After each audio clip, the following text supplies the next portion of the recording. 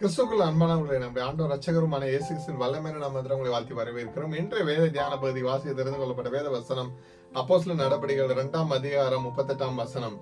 பேதுரு அவர்களை நோக்கி, நீங்கள் மனம் திரும்பி ஒவ்வொருவரும் பாவ மன்னிப்புக்கென்று இயேசு கிறிஸ்துவின் நாமத்தினால ஞானஸ்தானம் பெற்றுக் கொள்ளுங்கள், அப்பொழுது பரிசுத்த ஆவியின் வரத்தை பெறுவீர்கள். அல்லேலூயா. கிறிஸ்துவுக்குள் பிரியமானவர்களை, ஞானஸ்தானம் என்பது வெறும் மதம் சார்ந்த சடங்கு அல்ல. எனக்கு பிரியமானவர்களை, ஒரு சில கிறிஸ்துவ அமைப்பில் சிலர் நாங்கள் குழந்தைகளாக இருந்த போதே ஞானஸ்தானம் பெற்றுவிட்டோம், இப்போது நான் ஏன் ஞானஸ்தானம் பெற வேண்டும் என்று விவாதிக்கிறார்கள். அல்லேலூயா. வேதம் இவ்வாறாக கூறுகிறது, நாம் முழு மனதோடும் முழு சிந்தையோடும் இயேசு கிறிஸ்து நமக்காக சிலுவையில் நம் பாவங்களுக்காக ரத்தம் சிந்தி நம்மை பாவத்திலிருந்து மீட்டுக் கொண்டார் என்று விசுவாசித்து பழைய பாவ வாழ்க்கையை விட்டு விலகி எல்லா பாவங்களையும் அறிக்கை செய்து முழு சுய நினைவோடும் முழு மனதோடும் நீரினாலும் இயேசு கிறிஸ்துவின் நாமத்தினாலும் ஞானஸ்தானம் பெறும்போது உள்ளான மனுஷன் மரித்து இயேசு கிறிஸ்துவில் புது சிருஷ்டியாய் பிறக்கிறான். அப்போது நாம் நினைப்பதற்கு வேண்டுவதற்கும் அதிகமான ஆசீர்வாதங்களையும் பரிசுத்த ஆவியின் வரங்களையும் நாம் பெற்றுக்கொண்டு புறஜாதிகள் மத்தியில் முன்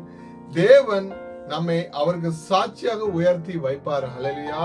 நம்மை அழைத்த தேவன் உண்மை உள்ளவர். நம்முடைய கர்த்தராகிய இயேசு கிறிஸ்துவின் கிருபை உங்கள் அனைவரோடு கூட இருப்பதாக. ஆமென்.